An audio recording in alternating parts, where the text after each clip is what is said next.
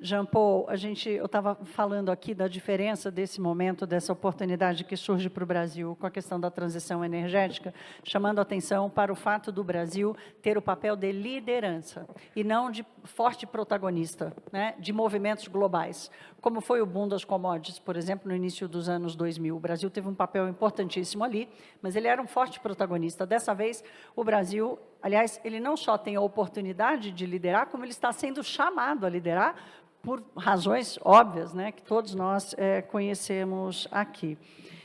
Então, eu acho que eu vou aproveitar que você chegou e vou começar por você, porque a Petrobras, ela tem essa identidade, vamos dizer assim, essa identidade de ser uma forte protagonista nesse papel de liderança do Brasil, né, para brincar com a mesma analogia que eu fiz aqui. E aí eu queria te ouvir sobre isso, assim, a Petrobras, diante de todos os desafios de governança, de exploração de petróleo, de decisão sobre o seu modelo de negócio, né, olhando apenas para a questão da transição energética como se fosse só apenas. Qual é o papel da Petrobras nesse processo? Thaís, obrigado a todos aqui pela presença, pela audiência também aí remotamente pelo YouTube. Obrigado, João, Camila, pelo convite. Obrigado, meus queridos colegas aqui, governador Clécio. De fato, Thaís, você tem razão no papel que a Petrobras tem em quebrar grandes barreiras e alcançar grandes desafios. Vou dizer só um. Ontem, quietamente, ninguém muito falou nisso, mas nós celebramos a maioridade, 18 anos, de autossuficiência em petróleo.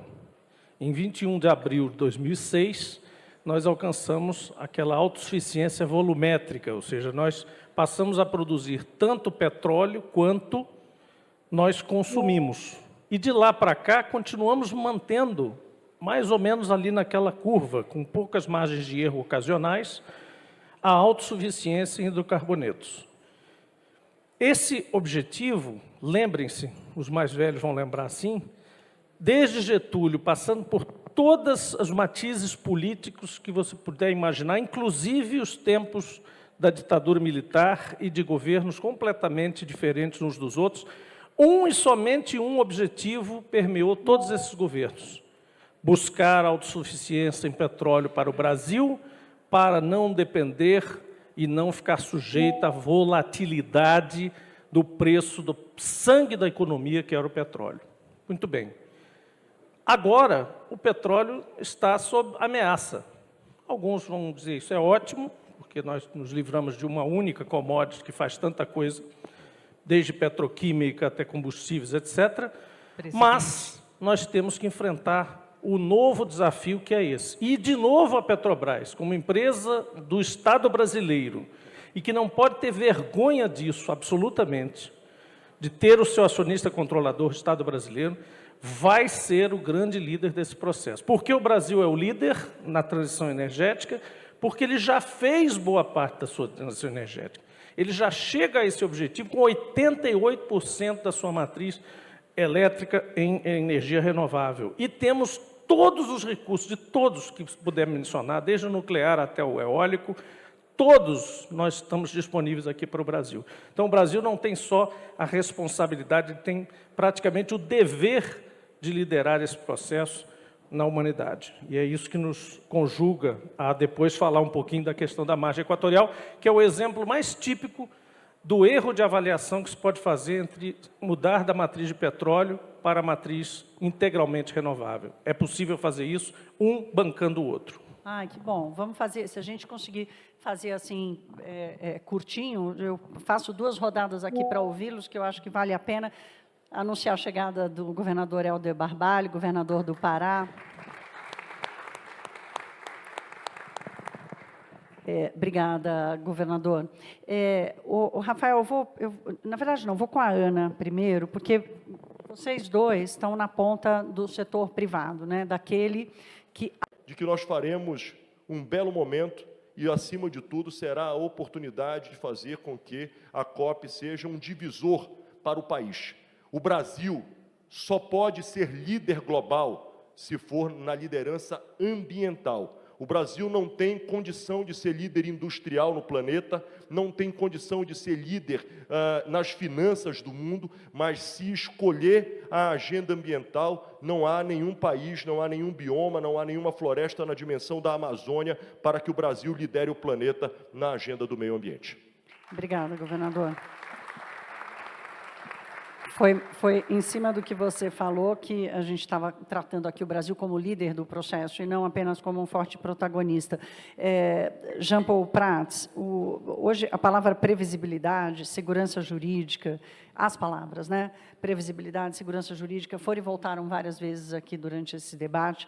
Trago uma outra nova, aqui duas novas, que é a segurança institucional. E aí quero te ouvir da Petrobras. A gente ouviu hoje mais cedo a ministra Cátia Abreu falando da briga jurídica com relação ao investimento em fertilizantes, uma área que a Petrobras quer voltar agora. E você mesmo chamou a atenção para o problema da margem equatorial. Quer dizer, tudo isso, de novo, a gente cai na questão da governança, né? E a governança quer dizer não aquilo que a gente é capaz de fazer hoje, mas aquilo que a gente constrói hoje para durar muito. Então, qual é a saída via governança para garantir previsibilidade, segurança jurídica, segurança institucional dos investimentos que a Petrobras vai fazer a partir do modelo adotado pelo governo e que tem uma correlação direta com a transição energética? Thaís, eu vou tentar colocar em um e-mail aqui o meu áudio para ver se eu consigo matar esse assunto. Mas vamos lá, vamos fazer o seguinte exercício. Eu vou mostrar a vocês que esta é uma decisão de Estado brasileiro. Já ultrapassou por demais a seara de um mero licenciamento ambiental, que é um processo bem complicado e respeitável, como nós temos feito, tanto respeitando a ministra Marina quanto o IBAMA o tempo todo, jamais contestando as suas condicionantes e etc., e atendendo a todas elas, mas isso não se trata só disso. Vejam bem. Um lado vai dizer, para acabar com o petróleo, a humanidade tem que forçar os produtores a não produzirem mais petróleo. Esse é o movimento chamado No More Oil, aquele que joga tinta em obras de arte dos museus afora, para chamar a atenção. No More Oil significa o seguinte, não adianta esperar cada um de nós resolver não consumir derivados de petróleo. Ou os cientistas e os empreendedores e os governos, com as suas políticas ditas devagarosas, substituírem por biocombustíveis e outras matrizes energéticas renováveis, como já está acontecendo. Nós não temos paciência. Nós somos jovens e queremos que na nossa geração o óleo acabe. Isso é viável? Eu pergunto. É óbvio que isso não é viável. É óbvio que isso não é viável. E todos os cenários, inclusive o da IEA, mas todos os outros, indicam que os hidrocarbonetos vão estar presentes na nossa economia por pelo menos 40 a 50 anos daqui para frente. Muito bem. Aí o Brasil tem a seguinte situação. Semana passada, a ANP anunciou recorde de reservas de petróleo no Brasil. 16 bilhões de barris. Essa é a nossa reserva, segundo dados oficiais da Agência Nacional do Petróleo. Façamos cálculos muito por alto aqui. Nós produzimos por volta de 1 bilhão de barris por ano. A cada ano, o Brasil produz e consome, graças à autossuficiência, 1 bilhão de barris. Bom, quanto é fácil, temos 16 anos de petróleo. Não, é pior, porque nós estamos consumindo mais, produzindo mais.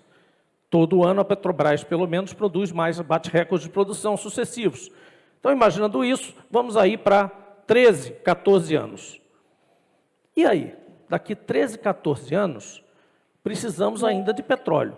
Em maior ou menor grau, mas precisamos. Temos duas opções. O Estado brasileiro tem duas opções.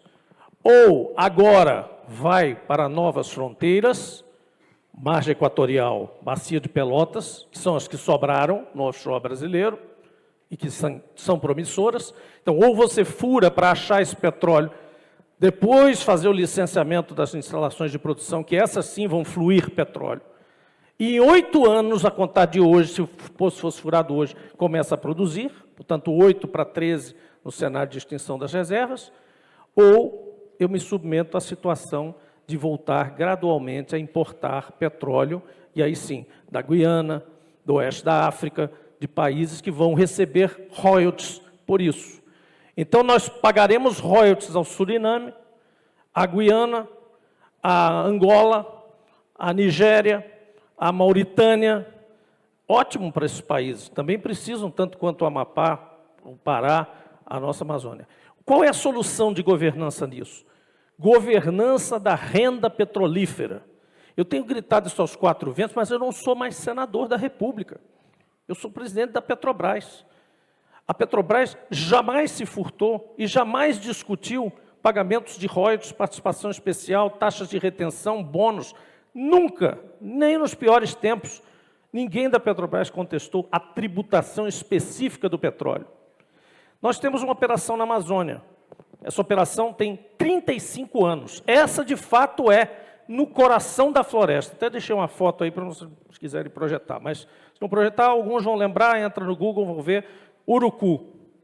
35 anos lá, 20 mil empregos gerados, 3.800 diretos, 16.200 indiretos. A maioria, trabalhadores amazônidas. Desses, 40% dos municípios em volta dali. Carauari, Coari, enfim. Isso sem absolutamente nenhum incidente. Dentro, no coração da Amazônia, escoando óleo todos os dias, para ser o maior contribuinte do Estado do Amazonas ICMS e o maior, e 400 milhões de reais por ano em royalties. Quanto tempo a Petrobras tem para que toda essa promessa de continuidade, de renda e riqueza gerada pela exploração não se perca no tempo? Ou seja, qual é o timing de começar? Ou já está atrasado? Não, hoje estamos atrasados porque toda a onda, veja, se o mapa, pegar um mapa conhecido da Guiana, Suriname, Colômbia, o que é margem equatorial, pega lá do Istmo do Panamá e vem. Colômbia, Trinidad e Tobago, litoral da Venezuela, em seguida as Guianas. Todos têm uma coisa em comum, Clécio. Todos começaram a exploração, portanto, os primeiros poços pioneiros, em 2015. E agora estão produzindo. São mais de 60 poços que foram furados na Guiana para achar a reserva que tem hoje. Então, não é um trabalho de amanhã, furou, já sai produzindo. Não. A licença que está em questão lá é uma licença de perfuração exploratória. Isso significa que quando o poço chegar ao horizonte, ele vai dizer, tem óleo, sobe a coluna e para. Ele não produz uma gota de petróleo comercialmente. Produz testemunhos e amostras, para depois analisar durante 2 anos o que é que vai fazer com aquela descoberta declarada de comercialidade. Depois de descoberta declarada comercial, ainda vai construir a plataforma. Os FPSOs, vai levar mais 3 anos. Ou seja, são pelo menos 6 a 8 anos para a gente começar a se preocupar com o fluxo de óleo de 180 quilômetros da distância da margem de Oiapoque e 580 quilômetros da Foz do Amazonas. A desgraça é o nome da bacia, que chama-se Foz do Amazonas, porque o mapa geológico brasileiro, à época, os geólogos gostavam de dizer que era Foz do Amazonas, porque tinha aquela tese dos resíduos que saíam do rio, então aquilo era apetitoso para eles. Olha, Foz do Amazonas, tem que furar lá e tal. Então chamaram de Foz do Amazonas. Mas é o que eles chamam a pluma, né? Lá o pessoal chama de pluma, né? A pluma do rio que vai lá para dentro, e geologicamente, milhões de anos atrás, pode ter se formado petróleo, claro. Mas a tese mais forte é que seria uma geologia equivalente do outro lado africano com a Gondwana. Mas só para finalizar mesmo, você falou da intensidade de carbono, é 9 a 17. A unidade é, eu nunca lembro dessa, quilos de CO2 equivalente por barril de óleo equivalente. Então, uma unidade desse tamanho. Mas é de 9, que é a nossa, Búzios e Tupi, quase a metade da produção brasileira, é descarbonizada a esse nível. 17 é a média mundial da presença de carbono no petróleo dos outros. Então, além de pagar royalties para os outros países, nós vamos ser obrigados a consumir petróleo mais carbonizado. Fechando de vez, a única empresa capaz de garantir a máxima responsabilidade, tanto para os brasileiros como cidadãos, quanto para o mundo do ponto de vista ambiental, para fazer esse furo, esse único furo, para a gente saber se tem óleo na margem equatorial amazônica, é a Petrobras. Não sou suspeito para falar. Eu falo do alto de que conhece, porque estou lá dentro e me criei lá dentro. Então, eu posso dizer a vocês, é uma empresa que tem 92 projetos socioambientais em 507 municípios, 24 estados, 118 mil pessoas participam desses programas ambientais, e nós estamos aumentando isso.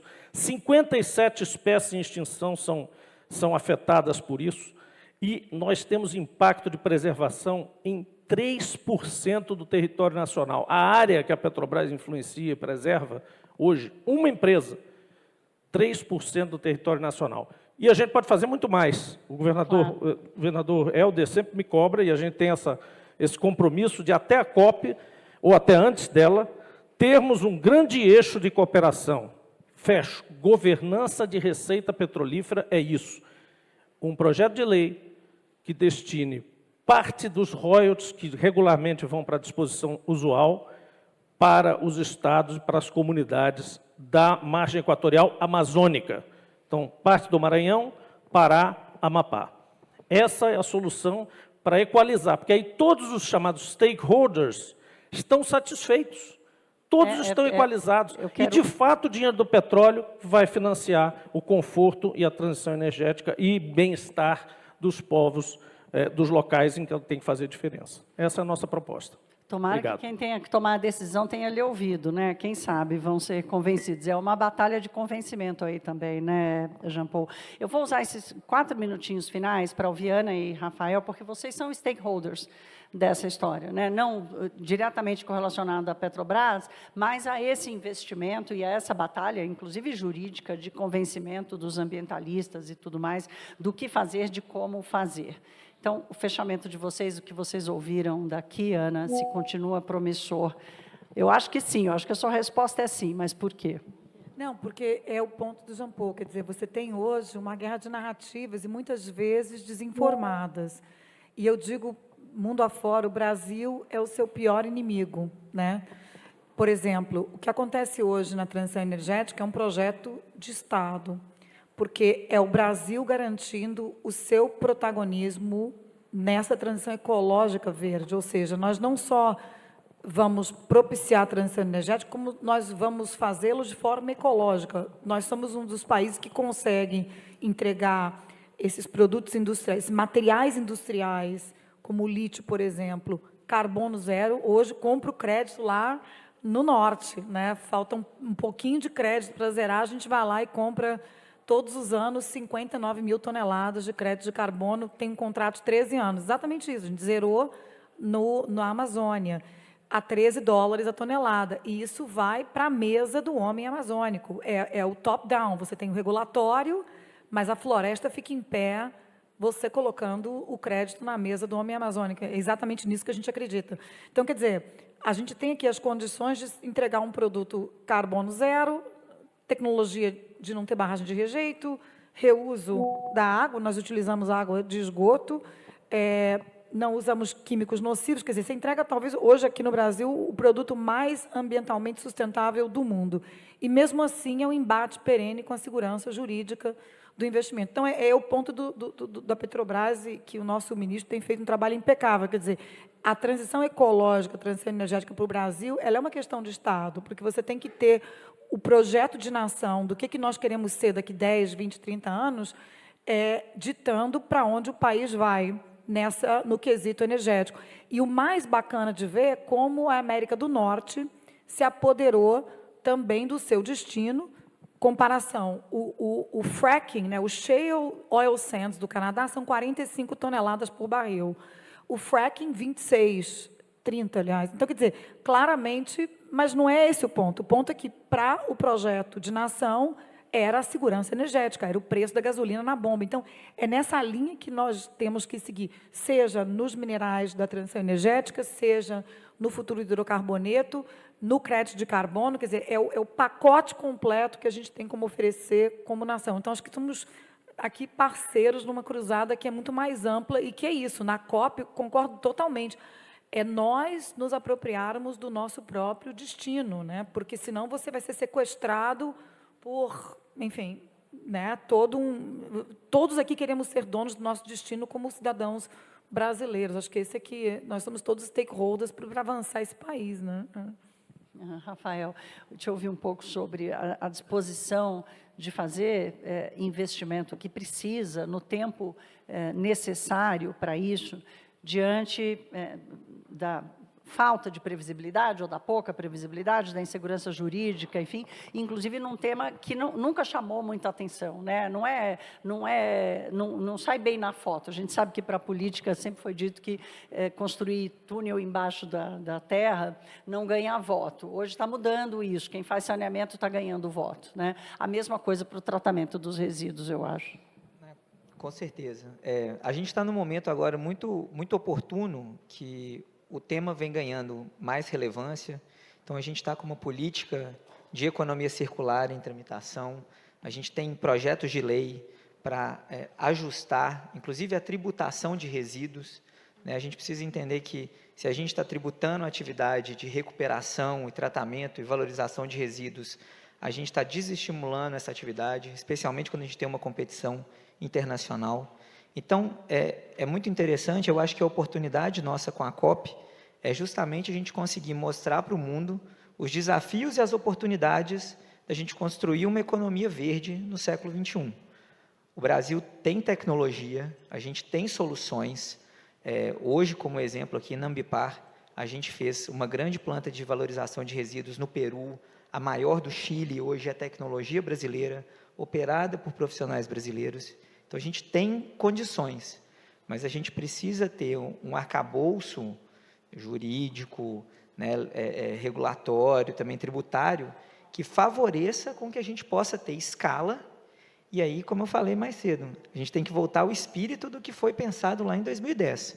A gente precisa dar condições para ter escala, para ter tecnologia e para levar esse resultado lá para a cooperativa do catador, para que a gente consiga tirar as pessoas dos lixões, formalizá-los em cooperativas, dar renda para eles, permitir que eles possam ter crescimento, para que assim a gente consiga depois levar todo esse crescimento também para as indústrias e reverter em uma alavanca mesmo para um desenvolvimento sustentável do Brasil.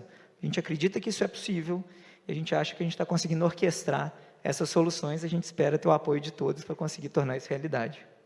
Alô, Congresso Nacional, alô, reguladores do Brasil, agências regulatórias, né? Estamos ouvindo aqui quem está com a mão na massa, ou seja, no resíduo sólido do Brasil para vencer essa batalha.